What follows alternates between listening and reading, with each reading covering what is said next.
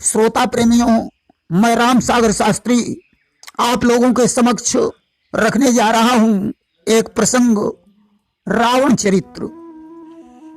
देखिए, ब्रह्मा जी के पुत्र पुलस्त हुए, जिनकी पत्नी का नाम हविर्भुवा था।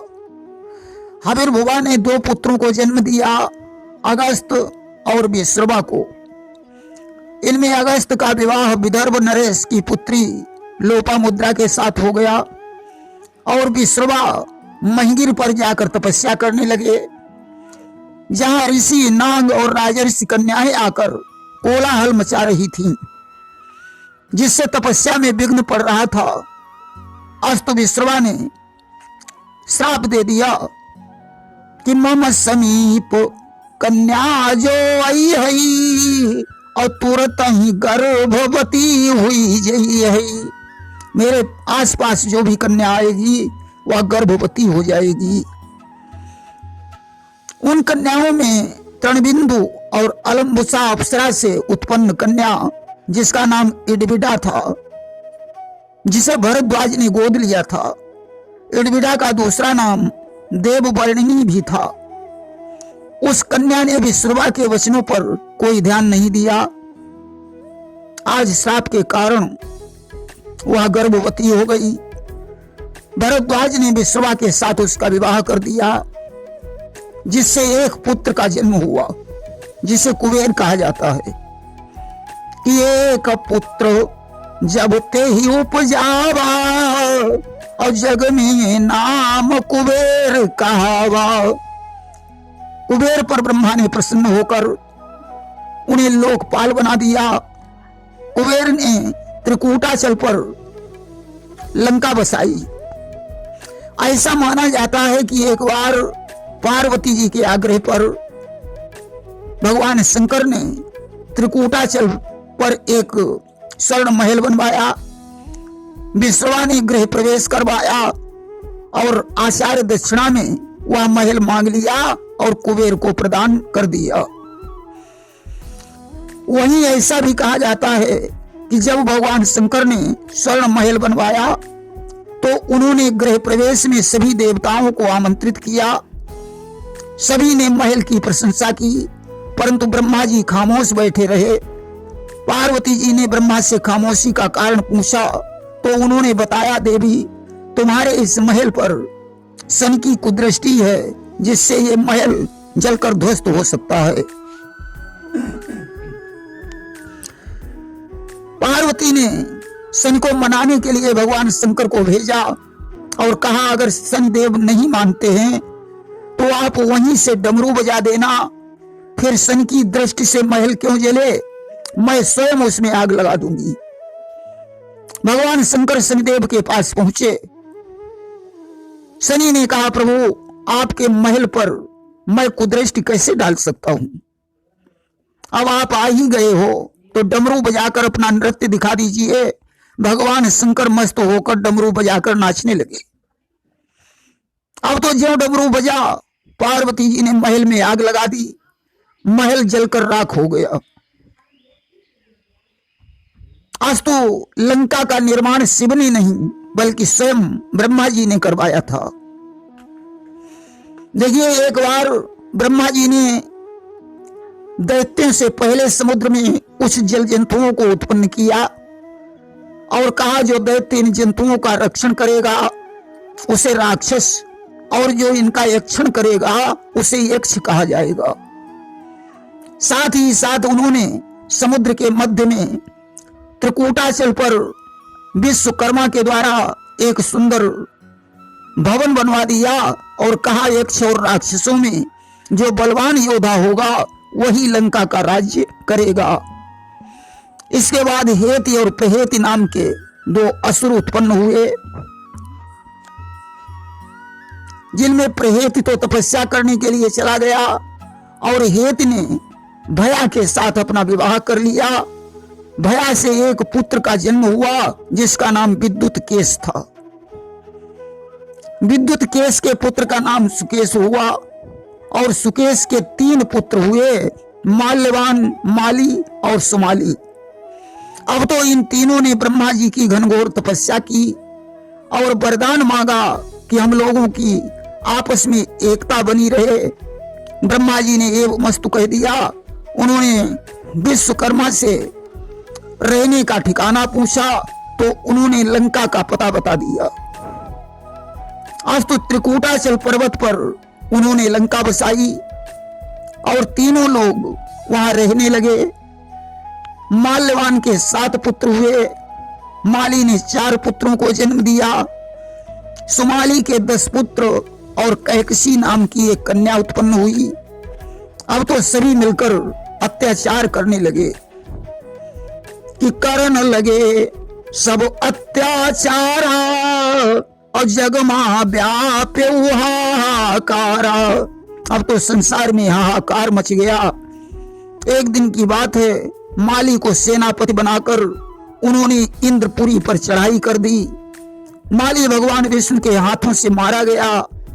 अब तो शेष राक्षसों को लेकर सुमाली पाताल लोक को भाग गया। लंका खाली हो गई। मैदानव ने लंका का बड़ी कारीगरी से जीर्णोद्धार किया, परंतु इंद्र ने वहां कुबेर सहित 1 करोड़ यक्षों को बसा दिया। लंका स्वर्ण और मणियों से जटित थी, जिसके आगे स्वर्ग की सुंदरता भी फीकी पड़ जाती थी। सज्जनों, उधर राक्षसों ने शुक्राचार्य से उपाय पूछा तो उन्होंने कहा कि अब तो ब्राह्मण पुत्र ही सहायता कर सकता है। और तब ही सुमाली चाल चलाई और ऋषि समीप कैकसी पठाई। तब सुमाली ने विश्वा के पास कैकसी को भेजा। आंधी चल रही थी, बिजली चमक रही थी। कैकसी ने जाकर विश्वा पर अपने रूप का जाल बिछाया और विवाह कर लिया। आज उसने जबरदस्ती संसर्ग किया। विश्वा ने कहा, कैकसी, तेरे द्वारा दुष्ट संतान का जन्म होगा और सबसे छोट तोर सुत होई और धर्मवान जग हुई है सोई। तेरा सबसे छोटा पुत्र धर्मात्मा होगा। धीरे धीरे कैकसी से 3 पुत्रों का जन्म हुआ, रावण, कुंभकर्ण और विभीषण। बाद में कुंभिनी और शूर्पणखा का जन्म हुआ। खरदूषण इनकी पत्नी राका और पुष्पोत्कटा के पुत्र थे। कुछ लोग ताड़का को सुमाली की पत्नी बताते हैं। देखिए, ताड़का सुकेतु यक्ष की पुत्री थी।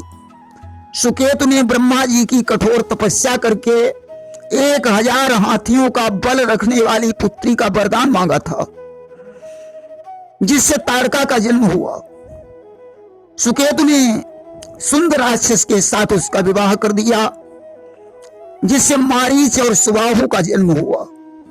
मारीच बड़ा उपद्रवी था, अतः अगस्त ऋषि ने उसे राक्षस होने का श्राप दे दिया। क्रोधित होकर सुंद अगस्त को मारने के लिए दौड़ा। अगस्त ने कमंडल से जल लेकर उसके ऊपर फेंक दिया और जल अभिमंत्री फेंकी मुनि दयऊ और तुरंत ही सुंद भस्म हुई गयऊ। अब तो सुंद जलकर भस्म हो गया। ताड़का अगस्त पर झपटी। अगस्त ने उसे निशाचरी होने का श्राप दे दिया। आज तो ताड़का भयंकर और कुरूप निश्चरी बन गई। वह अगस्त पर क्रोधित रहने लगी। रावण के 11 मामा बताए गए हैं, जिनमें कालनेमी, मारीच, सुबाहु आदि प्रमुख हैं। अब तो रावण, कुंभकर्ण, विभीषण तीनों भाई मिलकर ब्रह्मा जी की तपस्या करने लगे। ब्रह्मा जी सबसे पहले रावण के पास पहुंचे। उन्होंने कहा, पुत्र वरदान मांगो। जानते हो रावण ने क्या वरदान मांगा? कि हम काहू के मरई न मारे बानर मनुज जाति दुई बारे। हमारी मृत्यु बंदर और मनुष्य को छोड़कर बाकी किसी के हाथ से न हो। ब्रह्मा ने तथास्तु कह दिया। और कुंभकर्ण के पास पहुंच गए। उसका विशाल शरीर देखकर विचार करने लगे, अगर यह रोज भोजन करेगा तो जितने बकरे भैंसे मैं 10 दिन में बनाकर तैयार करूंगा उन्हें यह एक ही दिन में निपटा देगा। आज सरस्वती का ध्यान किया और सरस्वती के द्वारा उसकी मत फेर दी। कुंभकर्ण मांगने वाला था कि मैं 6 महीने जागूं और 1 दिन सोऊं, मगर उसने 6 महीने सोने का वरदान मांग लिया। विभीषण ने राम के चरणों में अनुराग मांगा। आज वरदान देकर ब्रह्मा जी अंतर ध्यान हो गए। इसके पश्चात रावण ने मैदानव की पुत्री मंदोदरी के साथ विवाह कर लिया तथा बलि की पुत्री वज्रज्वाला के साथ कुंभकर्ण का विवाह कर दिया, जिससे कुंभ और निकुंभ 2 पुत्र उत्पन्न हुए थे। कुंभकर्ण की दूसरी पत्नी करकटी से भीमासुर नामक पुत्र उत्पन्न हुआ और तीसरी पत्नी से मोलकासुर का जन्म हुआ था। विभीषण का विवाह शर्मा के साथ हो गया। रावण ने अपनी बहन कुंभिनी का विवाह मधुपुरी में मधुदैत्य के साथ किया था, जिससे लवणासुर का जन्म हुआ। खरदूषण का विवाह चंद्रनखा के साथ हुआ, जिससे संभोग और सुंद 2 पुत्र उत्पन्न हुए थे। शूर्पणखा भी कुंवारी थी। मंदोदरी ने मेघनाद को जन्म दिया था, जिसने इंद्र पर विजय प्राप्त करके इंद्रजीत की पदवी प्राप्त की थी। इसके बाद अक्षय कुमार का जन्म हुआ। रावण की दूसरी पत्नी धान्य मालिनी से त्रिशरा और अतिकाय 2 पुत्र उत्पन्न हुए। तीसरी पत्नी से देवांतक, नारंतक और प्रहस्त का जन्म हुआ।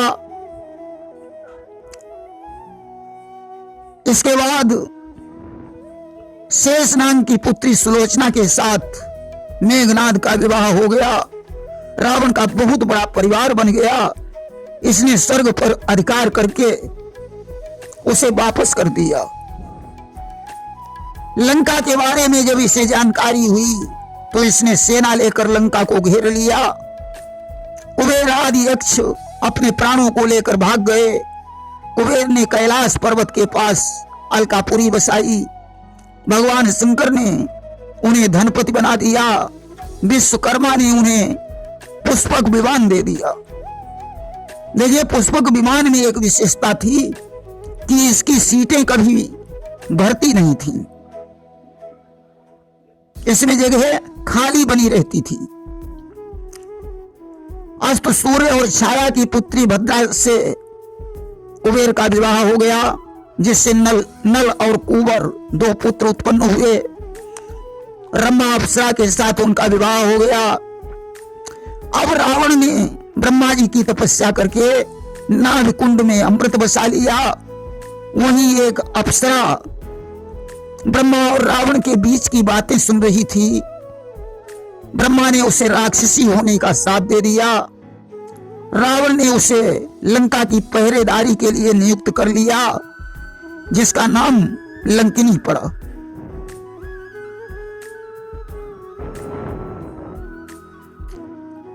उसने कहा, अब हमारा उद्धार कैसे होगा? तो ब्रह्मा जी बोले, जिस दिन हनुमान जी आकर तुम्हारे मुक्का मारेंगे तभी तुम्हारा उद्धार हो जाएगा।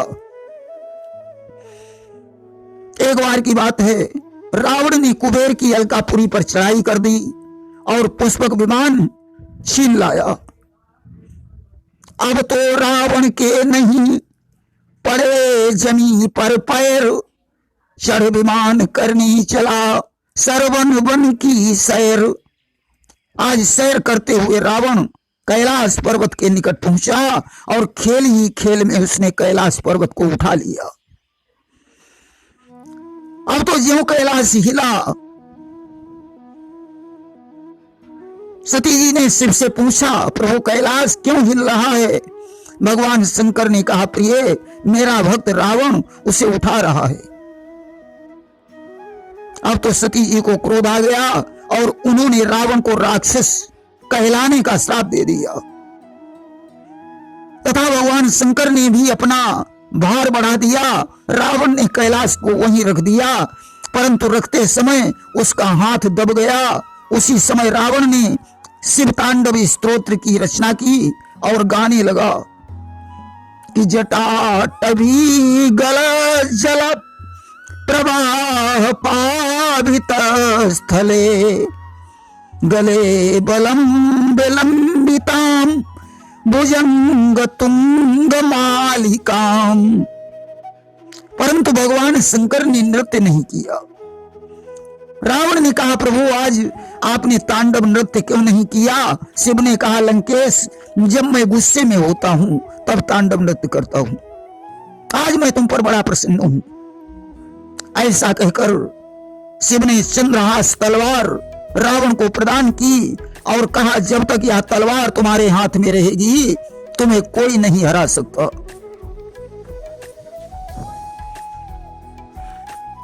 सज्जनों, रावण ने भगवान शंकर से कहा प्रभु आप लंका को चलें। शिव ने कहा ठीक है कल चलूंगा। रावण दूसरे दिन कैलाश पर्वत पर पहुंचा। शिव ने उसे शिवलिंग प्रदान की और कहा इसे रास्ते में मत रखना अन्यथा मैं वहीं स्थापित हो जाऊंगा। रावण आज शिवलिंग को लेकर चल पड़ा। भगवान विष्णु ने ब्राह्मण का वेश बनाया और रावण के पीछे पीछे चल पड़े। रावण को प्यास लगी थी, उसने ब्राह्मण से पानी पिलाने का आग्रह किया। भगवान विष्णु ने समस्त नदियों का कमंडल में आवाहन करके वो सारा जल रावण को पिला दिया। अब तो रावण को लघुशंका लगी, उसने शिवलिंग ब्राह्मण को पकड़ाई और कहा जब तक मैं लघुशंका करके न लौटूं तब तक इसे पकड़े रहना। रावण को लघुशंका करते करते लंबा समय व्यतीत हो गया। ब्राह्मण ने शिवलिंग को वहीं स्थापित कर दिया। अब तो रावण ब्राह्मण पर क्रोधित हुआ। उसने शिवलिंग उठाने की कोशिश की परंतु उठा नहीं पाया। अस्तु लाचार होकर लंका को वापस चला गया। इसके आगे का प्रसंग हम आपको सुनाएंगे रावण दिग्विजय में। प्रेम से बोलिए वृंदावन बिहारी लाल की जय।